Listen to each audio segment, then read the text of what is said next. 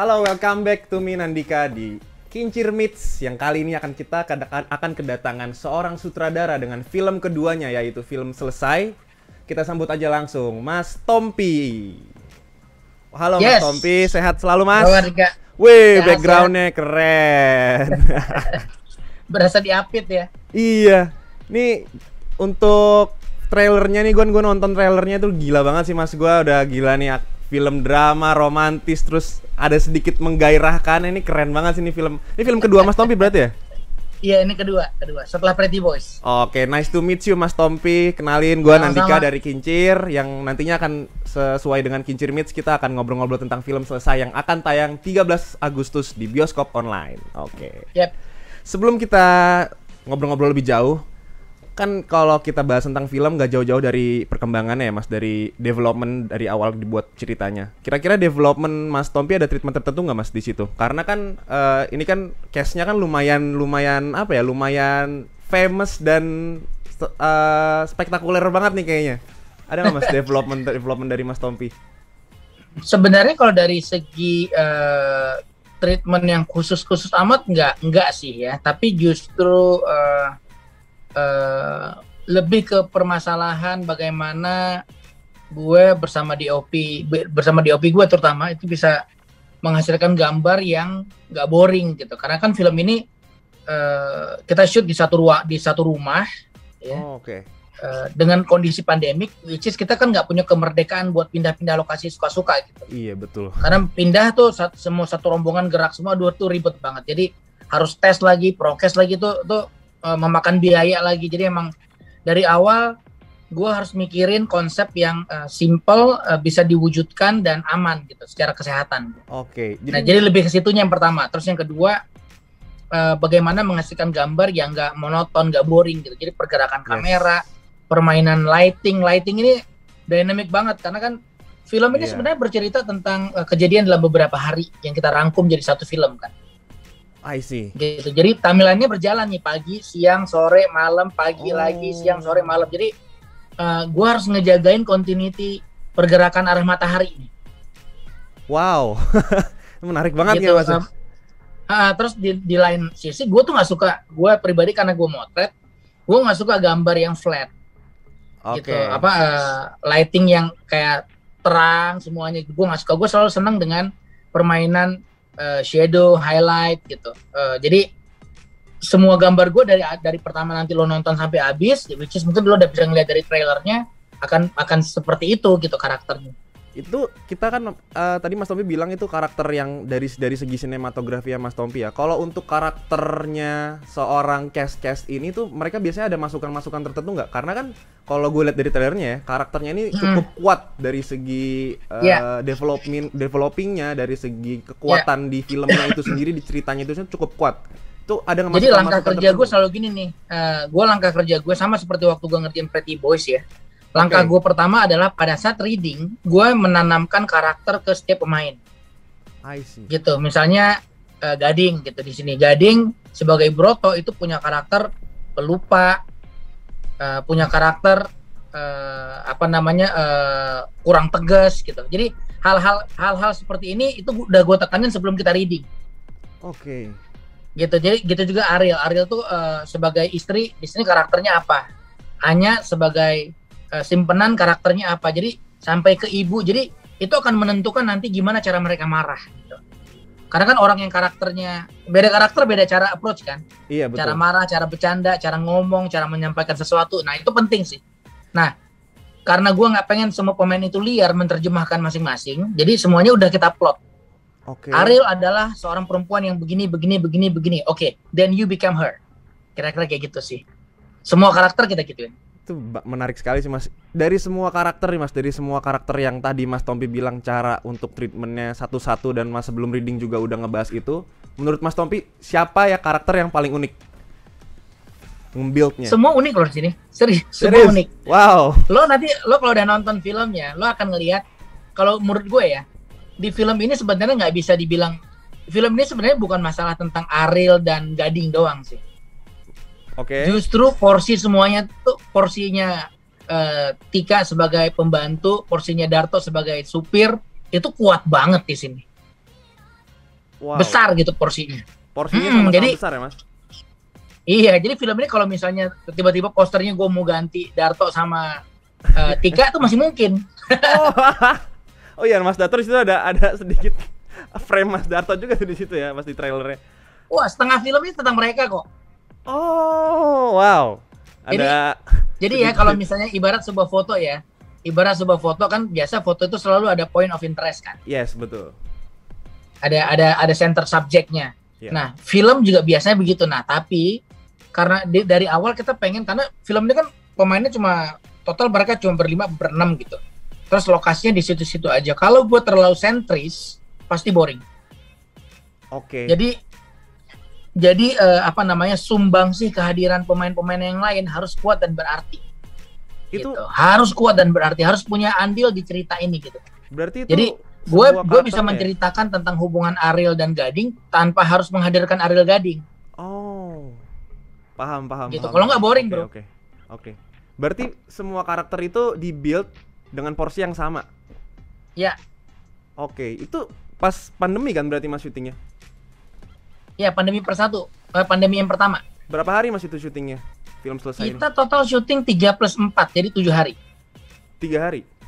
3 hari terus breaknya sekitar sebulan 2 bulan, terus baru syuting lagi yang kedua itu 4 hari kemudian, 4 hari. Oh 4 hari, berarti total sekitar 7 harian ya Mas ya? 7 hari ya. Itu ada keseruan-keseruan nggak Mas pas syuting? Apalagi kan kita tahu kan pandemi ini kan semuanya juga kan merasakan tentang kesulitannya untuk syuting film. Kalau secara teknis gue rasa mungkin kita semua ngalamin ya gimana gue harus meng-create bubbles baru. Yes. Yang isinya orangnya yang terlibat di produksi aja supaya nggak ada yang keluar masuk.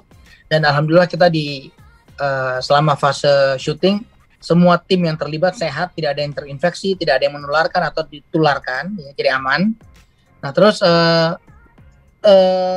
kejadian seru lain di lapangan syuting gue rasa lebih ke ini sih, waktu adegan-adegan yang agak apa ya istilahnya, agak menyengat ya. Oke. karena terus terang gue nggak pernah ngikutin karirnya Ariel sebagai aktris. Oke. Dan gue juga nggak ngikutin karirnya Anya sebagai aktris. Jadi gue nggak tahu mereka tuh bakal seberani apa.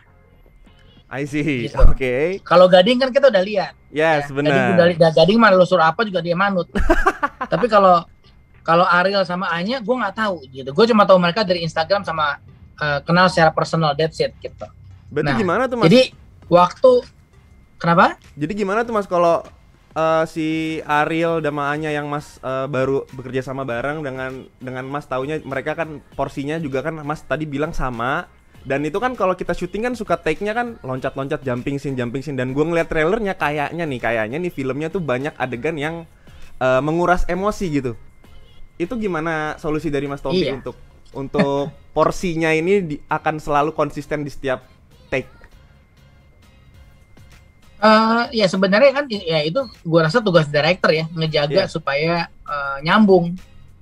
Ya, continuity perasaan tuh nyambung, delivery rasanya tuh nyambung. Itu kan tugasnya kita sebagai director. Nah, itu yang gue coba jagain emang gitu. Tapi ya enaknya bekerja dengan mereka karena mereka emang backgroundnya sangat profesional dan sangat mengerti apa yang harus mereka kerjain. Gue nggak berasa susah sih. Ngedirect mereka nggak susah. Gitu. Gue ada beberapa project kecil lain yang gue pernah kerjain. Kan kita bisa ngerasain ya ngedirect pemain yang sebenarnya dia nggak di situ tapi kita harus direct sampai dapet rasanya. Itu pernah gue rasain gitu. Tapi kalau di project ini very easy, makanya kita bisa kerja cepet gitu. 7 hari jadi gitu karena memang semuanya cepet. Dan gue tipikal director yang nggak suka ngulang-ngulang scene yang nggak jelas gitu. Gue nggak suka bikin alternatif. Gitu. Jadi gue selalu bekerja pengennya efektif karena gue ngejaga mood pemain terutama tuh nggak boleh capek. Yes, betul gitu. sih. Jadi itu ngaruh banget. Sebagai director gue harus tegas dengan maunya gue tuh apa sih sebenarnya. Misalnya gini, gue pengen adegan marahan nih. Yes. Nah gue harus jelas gue mau marahin kayak apa. Kan marah tuh macam-macam gayanya. Iya benar. Nah jadi gue hanya akan ngedirect mereka. Gue mau lo marahnya begini. Nah yang terima amarah lo responnya begini. Jadi mereka tuh udah langsung dapat pictures yang jelas gitu, bukan kayak, kita coba gini ya, gue nggak gitu sih. Jadi kayak nggak banyak coba-coba ya. Mas, enak banget syuting malu cepet katanya. Berarti bukan tipikal director yang suka coba-coba alternatif A, I, U, E, O ya Mas Tompi nggak? Iya, ya menurut gue if you do that way, lo nggak kerja di rumah kan, berarti you don't do your homework kan. Ya benar. Gitu. Jadi pemain tuh jangan disuruh mikir dong, pemain itu ngikutin apa yang lo pikirin gitu. Ini kan kita tahu kan Mas Tompi kan sempat bekerja sama dengan Mas Darto juga kan di film Pretty Boys 2019. Nah ini kan film kedua yang gue bilangnya sih kayaknya dynamic duo deh, bakal jadi dynamic duo ya Mas Tompi sama Mas Darto. Itu gimana sih Mas proses bekerja sama dengan Mas Darto? Ya mungkin itu mungkin yang terjadi ya. Kenapa misalnya banyak sineas-sineas di luar pun biasanya bekerja, mereka kalau kerja tuh suka kayak seolah-olah jadi kayak ngetim gitu ya. Iya benar. Karena gaya bahasa ya, apa yang lo ingin sampaikan bisa nggak diterjemahkan gitu. Jadi gue beberapa kali pernah kontak dengan beberapa penulis lah. Ada beberapa penulis yang gue pernah coba kontak gitu. Terus gue ngomong apa, kan ide cerita biasa dari gue dulu. Gue pengen bikin film tentang ini nih. Terus Darto akan terjemahin gitu. Atau ada beberapa teman-teman penulis lain yang coba terjemahin. Bukan jelek ya. Semua penulis kan punya style, punya gaya masing-masing ya. Yeah. Nah, cuma yang ada di kepala gue, yang gue pengen eksekusi itu yang selama ini sudah berhasil mendekati yang ada di isi kepala gue tuh ya Darto gitu. Emang udah kliknya sama Mas Darto ya? Iya, tapi bukan berarti gue nggak bilang yang lain jelek. Iya. Oke. Mau gitu. Nah, ngedapatin itu yang susah. Tapi aman-aman aja Mas dengan Mas Darto. Apa emang ada bondingnya sesendiri Mas Tompi sama Mas Darto? Enggak juga, Darto tuh yang gue senang dari Darto dia open for discussion gitu. Oke. Very open for discussion. Jadi nggak terlalu strict ya cerita dari Mas Darto dan Mas Tompi bisa nge-blend satu sama lain. Halo Mas Tompi, masih oke. Iya. Oke. Iya, yang gue senang dari Darto itu dia sangat open for discussion. Jadi misal setelah dia bikin draft, terus gue baca, dia mengharapkan komen, ya gue langsung komen, dan gue benar-benar baca, jadi dia juga senang tuh, karena biasa dari waktu dia submit ke gue respon tuh nggak pernah lama gitu, gue langsung respon, terus kita perbaikan, terus kita build lagi gitu, jadi emang energinya tuh nyambung terus gitu. Oke. Nah, ini kan di dalam trailernya gue selalu lihat nih, dan gue beberapa kali lihat trailernya juga karena emang menarik banget menurut gue. Itu kan ada, ya kita bisa bilang ada adegan yang punya diksi vulgar di situ, dan ini menurut Mas Tompi untuk film 17 plus di Indonesia ini ada nggak sih seberapa ada batasannya menurut Mas Tompi? Adakah dialog-dialog yang punya batasan atau ada adegan yang punya batasannya? Ini menurut Mas Tompi aja ya maksudnya, karena menurut gue itu trailernya wow, keren banget menurut gue gitu sih. Itu belum apa-apa. Nah ini pas gue tunggu nih, si filmnya tanggal 13 gue tonton lagi nih. Jadi gini, maksud gue gini ya, terlepas dari umur deh. Iya. Terlepas dari permasalahan umur, film itu apa sih sebenarnya? Film itu kan kita berusaha menerjemahkan apa yang kita rasa, yang kita lihat, yang kita laluin selama ini ke gambar, ya nggak sih? Iya, betul. Nah, jadi kalau misalnya lo ngelihatnya A, ya lo harus cerita A dong. Jangan cerita B. Oke. Gitu. Gue belum pernah nemu ada orang marah ketahuan istrinya selingkuh atau suaminya selingkuh, terus ngomongnya sopan santun. Gue belum pernah nemu sih. Hanya di film selesai berarti. Ya nggak sih? Iya benar. Iya kan, misal di trailer tuh ada kalimat, nih balikin ke yang punya. Lain kali kalau mau ngewe sama orang, ya jangan di mobil, di hotel, murahan. Nah, kayak hal-hal kayak gitu menurut Mas Tompi itu masih dapat bisa diterima oleh masyarakat Indonesia, atau emang itu adalah gagasan yang pengen Mas Tompi ini adalah gagasan yang nggak bisa ada batasannya atau bagaimana? Sekarang yang bikin itu bisa tidak diterima siapa sih? Oke. Ya nggak sih? Iya benar. Yang bikin itu tidak bisa sekarang gini ya. Nah itu dia, kadang-kadang aturan itu, gue ngelihat aturan yang selama ini berjalan itu sering kali tidak realistis gitu. Iya. Sekarang oke lah, tontonan itu bukan berarti lo imamin kan. Lo nonton itu terus bukan berarti besok lo begitu kan. Iya, bener. Nah, Nggak harusnya ada nah itu, tapi orang sering terjebak di situ. Iya. Wah, lo kan filmnya begitu, lo ngajarin generasi muda untuk ngomong begitu. Salah. Iya, iya. Poinnya bukan itu. Poinnya adalah lo ngelihat kan orang marah tuh bisa begitu. Ya, lo jangan bikin begitu dong. Yes. Iya kan? Iya. Oh, ternyata ngomong begitu tuh nggak enak ya. Lo jangan membuat orang tuh sampai jadi ngomong begitu dong. Itu dong pelajaran yang harusnya dibawa pulang. Bukan ngomong ngeweknya. Iya, benar-benar. Jadi kayak kita bisa nge-build sudut pandang baru untuk melihat dialog itu ya, bukan cuman hanya satu sudut pandang aja. Iya, iya. Terus misal gini ya, sama halnya misal dengan gini nih. Emangnya kalau nggak dia nonton di film gue, dia nggak pernah dengar tuh kata-kata ngewek? Enggak juga sih. Iya kan? Setiap hari dia dengar kok. Iya. Terus kenapa di film jadi nggak boleh? Iya, betul. Itu hal yang common ya. Iya. Jadi itu dia. Kita itu sering terjebak di sesuatu yang selalu kita kerjain, ya. Selalu kita kerjain, tapi kita ngerasa itu tabu. Gitu. Ya, benar. Itu poinnya. Benar. Nah, di film ini gue pengen terus terang waktu dari awal gue ngomong ke Darto, gue mau dialognya straightforward mungkin ya. Bukan vulgar sebenarnya kata-katanya. Straightforward. Ya, apa adanya. Apa yang lo rasain kalau lo lagi ngamuk, lo ngelihat orang lagi berantem yang modelnya begini. Nah, itu kalimatnya apa tuh? Ya itu. Gitu. Gue mau sekeras itu. Oke, nice. Gue paham. Jadi nanti di film ini lo bakal banyak keluar kata-kata yang wow. Aduh. Oh my god. Bakal gue tunggu-tunggu banget tuh. Nonton pakai earphone. Kata-kata itu tuh yang gue tunggu-tunggu tuh. Nah, lo nonton pakai earphone pokoknya, jangan pakai speaker supaya Oke, siap. Harus pakai earphone. Nah, ini hal apa sih Mas yang buat Mas Tompi sebagai sutradara tuh ingin memilih berkarya dalam format film? Kira-kira? Terus terang ya, cita-cita gue dari dulu tuh gue pengen jadi filmmaker. Oh, I see. Jadi kalau bernyanyi itu bukan cita-cita gue sebenarnya, serius. For sure. SD, SMP, SMA gue nggak pernah nyanyi. Gue nyanyi itu pas kuliah doang.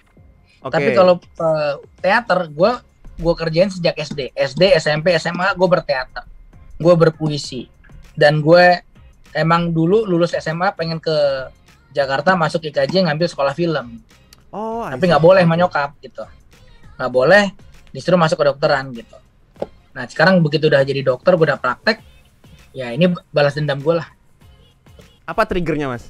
Kira-kira? Triggernya sih ya begitu gue dapat kesempatan. Jadi kan memang pekerjaan gue sebagai dokter terus gue nyanyi juga kan udah lumayan sibuk banget ya. Iya. Terus suatu waktu gue kan memang selama ini udah cukup banyak ngegarap entah itu iklan, entah itu video klip atau film pendek gitu. Baik itu project yang senang-senang maupun project yang berbayar. Nah tapi di luar itu suatu waktu gue dihubungi Desta sama Vincent buat ngegarap filmnya mereka ya.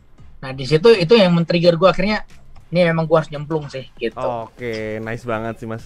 Ini kalau kita ngomongin film ya, tadi Mas Tompi bilang kalau Mas emang dari kecil emang udah suka film dan emang menjadi filmmaker. Kalau boleh tahu nih Mas boleh nggak kasih 5 rekomendasi film Mas Tompi yang ditonton di OTT? 5 Coba. Kalau sekarang gue lagi seneng banget nonton ini random aja ya, random. Iya, random aja nggak apa-apa. Bukan based on scale terbaik kualitasnya, tapi yang gue tonton dan menurut gue banyak pelajaran yang gue ambil gitu. Kalau di OTT itu di Netflix gue suka nonton terakhir itu Good Doctors, oke. Ya, yang gue seneng dari situ adalah tapi yang versi Amerikanya ya. Oh, yang USA. Yang gue seneng dari situ adalah versi bahasa Inggrisnya. Itu yang gue demen karena research mediknya sangat mendekati apa yang gue lihat di pekerjaan gue sehari sebagai dokter. Very real. Dan itu sinting sih. Relate banget berarti Mas Tompi itu filmnya. Oke. Terus film lain yang gue seneng Heist, oke. Ya Money Heist itu juga oke banget. Terus gue seneng Blacklist. Yang keempat Blacklist, terus apa lagi ya? Aduh, gue lupa judulnya. Bebas Mas, apa aja bisa. Series boleh, film boleh. Oh kalau film lain, gue film-filmnya si Robbie Williams kayak Patch Adam itu gue suka banget. Itu yang oke, kalau gitu gue gabungin aja pertanyaan deh. Film yang paling berpengaruh deh untuk Mas Tompi apa? Film ya, film panjang. Kalau film panjang, gue suka hampir semua karya-karyanya Clint Eastwood. Clint Eastwood, oke. Yes. Ya yang terakhir itu yang The Mule ya. Ya yang terakhir. Itu keren banget. Itu gue suka banget. Ya, yang gue demen dari dia adalah kompleks gitu. Ya, film-filmnya dia tuh kompleks, secara emosional tuh kompleks banget. Lo dikasih keadaan yang salah tapi benar tapi salah kayak gitu. Nah itu Clint Eastwood. Genre western gitu Mas Tommy suka berarti ya? Suka. Oke. Nah kan kita setelah kita dapat rekomendasi dan ngobrol-ngobrol tentang film yang berpengaruh tadi, ada Clint Eastwood, terus ada Good Doctors dari Mas Tompi bilang, ketika kita ngomongin tentang pembajakan nih Mas, pembajakan film menurut Mas Tompi itu gimana sih? Kan film Mas Tompi saat ini kan diputarnya secara digital nih, dengan ancaman pembajakan yang lebih tinggi. Itu menurut Mas Tompi, seorang sutradara yang memang menjadi sutradara di film ini, di film Selesai ini, menurut Mas Tompi itu merupakan hal yang seperti apa? Ya menyedihkan sih ya, maksudnya ya? Idealnya tuh sebuah karya tuh dihargai bukan dengan cara dibajak gitu. Ya lo nikmatin tapi membayar yang murah aja nggak mau kan rasanya gimana gitu ya. Nah ini fenomena ini udah gue rasain di Pretty Boys sih sebenarnya. Oh iya benar. Even di Pretty Boys itu di apa namanya di YouTube udah ada tuh versi fullnya. Ada beberapa kanal lagi yang buka tuh, gue bingung dah. Iya gitu. Banyak ya. Dulu awal-awal dan masalahnya lo mau tutup sekarang besok ada lagi 5, tutup sekarang besok ada lagi 10 gitu. Capek juga sih lama-lama sih. Iya, itu gitu. Ada hal-hal ada di dalam perasaan seorang filmmaker tuh pasti ada hal-hal yang ya kalau menurut gue sih pembajakan memang hal-hal yang harusnya memang harus banget nggak terjadi sih harusnya sih di Indonesia. Iya. Nah problemnya ya di film ini gue juga sebagai eksekutif produser jadi gue invest. Oh alah, baru tahu. Jadi makin berasa kan. Iya. Oh Mas jadi eksekutif produser juga di film ini Mas? Iya. Oh oke, I see. Nih sebelum kita masuk ke rapid question dan pertanyaan dari netizen, kita akan ada two last question sih Mas untuk Mas Tompi di Kincir Meets ini. Yang pertama, mengapa pendengar atau penonton harus menonton film Selesai atau masyarakat Indonesia harus menonton? Yang nonton film. Gua rasa ini akan jadi salah satu konten menarik lah selama PPKM lo nggak kemana-mana gitu ya. Dengan approach film keluarga yang tentu dewasa ya, buat dewasa bukan buat anak-anak, yang mungkin secara delivery dialognya, secara gambarnya, menurut gue sih tidak umum lah, belum umum kategorinya. Terus gimana caranya Mas menonton film Selesai Mas? Gimana caranya? Kenapa?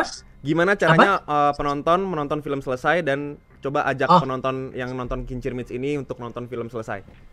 Oke, buat yang belum punya tiketnya, satu-satunya cara buat nonton ini selain dengan cara bajakan dan mudah-mudahan jangan ya, adalah ya beli tiket online gitu. Jangan dong, jangan bajakan. Iya, tontonnya sebenarnya di handphone, di gadget atau di laptop lo gitu ya. Beli tiket online-nya untuk dapat akses di www.bioskoponline.com atau lo bisa search tiket online-nya ada di Blibli, ada di Shopee, ada di gue lihat ada di Tokped juga, ada beberapa e-commerce yang udah diajak kerjasama oleh bioskop online untuk sebagai jalur akses tiket gitu. Tuh, yang lagi nonton Kincir Meets untuk menonton film Selesai, jangan lupa 13 Agustus ya. Hanya di bioskop online tuh, jangan bajakan, oke? Say no to bajakan, oke? Nah, sebelum kita masuk ke rapid question, kita ada pertanyaan dari sosial media nih, dari Instagram sih Mas, dari netizen. Gue bacain yang pertama dari @richieren84. Ada post ending scene kagak kayak film-film superhero? Ada. Ah, serius? Ada tuh ya. @richieren84 ada. Lu harus nonton lu berarti lu. Jangan lupa beli tiketnya ya. Nah, yang kedua dari @ajfzl. Lihat di trailer ada adegan dewasanya. Apakah para pemeran tidak keberatan melakukannya katanya? Lah, syutingnya aja udah kelar, masa nanyanya baru sekarang? Kalau enggak ya nggak kejadian dong. Tuh, berarti kan nggak keberatan. Film itu adalah what you see is not what real happening kan sebenarnya. Yes, setuju. Iya kan? Jadi ini kan pinter-pinternya gue bersama tim memanipulasi apa yang lo lihat. Gitu. Iya. Lo bisa ngelihat seorang perempuan telanjang tapi dia sebenarnya tidak telanjang sama sekali. Bahkan full baju bisa. Tuh. Gitu. Ya, jadi kira-kira kayak gitu. Jadi ini adalah seni memanipulasi visual lah. Iya, namanya itu juga Gitu. seni. Apa yang lo lihat di layar belum tentu itu yang terjadi sebenarnya. Iya. Tapi itu nggak penting. Yang penting adalah kemana pikiran lo kita giring. Kan Iya itu benar. sebenarnya. Yang penting sudut pandang lo, oke? Iya. Yang ketiga. Kancingnya kebuka satu, tapi pikiran lo bukan ke bawah gitu. Tuh, at AJFZL udah dijawab ya tadi ya. Yang ketiga, dari @_iniris_. Apa yang membuat film ini lebih menarik untuk ditonton daripada film dan series dengan tema yang serupa? Kalau untuk Indonesia, gua rasa ya lo harusnya bisa menikmati sinematografi yang indah di film ini sih. Tuh kan, tadi balik lagi tadi yang kita omongin sinematografinya cuy. Terus ya itu gaya dialognya juga bukan sesuatu yang lazim lo temuin di film-film lain juga sih. Oke. Gitu. Oke, tuh ya, @iniris_, itu udah dijawab tadi sama Mas Tompi ya. Oke, yang keempat nih. Genrenya apa kak? @pi_YUT2. Genrenya apa tuh Mas Tompi? Nah, ini agak susah nih mengkategorikan genrenya karena ya itu dia kompleks. Oh iya benar. Ya tapi ya mungkin tentang love story ya, tentang love story kali ya. Bisa dibilang love story drama tapi romantis. dengan ada approach misterinya sih. Oh kan, ada approach misterinya, ada drama romantis tentang love story, intinya itu genrenya, oke? Terus dibungkus komedi. Ini komedi kuat banget di film ini. Tuh kan, ada komedinya juga. Tuh jadi genrenya apa tuh? Lu pikir sendiri lah tuh pokoknya. Ya lo kayak nonton Pretty Boys lah, nangis, ketawa, terus dibikin nangis iya, lagi, bener. terus tiba-tiba ketawa lagi. Gitu. Itu kayak hintnya karakternya Mas Tompi kayaknya tuh genre-genre kayak gitu. Yang kelima. Gue seneng kompleks. Karena kan Iya. hidup ini sebenarnya emang kompleks kan. Iya bener. Oke, yang Ya kecuali terakhir. hidup lo nggak kompleks ya. Apakah seorang gading dari @raihan_alge. Apakah seorang gading akan berpenampilan hanya menggunakan celana dalam lagi? Wow. Kali ini gue buka celananya. Wow, tuh. @raihan_alge. Kebuka celananya sekarang, bukan celana dalam lagi. Mas Tompi ini udah. Dia harus naik kelas dong. Kalau dulu cuma pakai celana dalam, sekarang juga nggak pakai celana dalam. Iya, keren. Oke, nih kita masuk aja langsung ke last games ya. Ada rapid question. Ini kita rapid question nih biasanya jawabnya cepet aja sih Mas. Udah langsung Yes. bet gitu, oke? Oke, siap Ya. Mas Tompi? Langsung kita masuk ke rapid question. Oke, yang pertama. Bentar. Aktivitas apa yang sering dilakukan setelah bangun tidur? Boker. Boker, siap. Yang kedua, kalau tadi setelah bangun tidur, sekarang sebelum tidur, aktivitas apa yang sering dilakukan sebelum tidur? Nonton. Nonton film. Oke, yang ketiga, item apa yang nggak boleh kelupaan kalau aku mau keluar rumah? Handphone sih.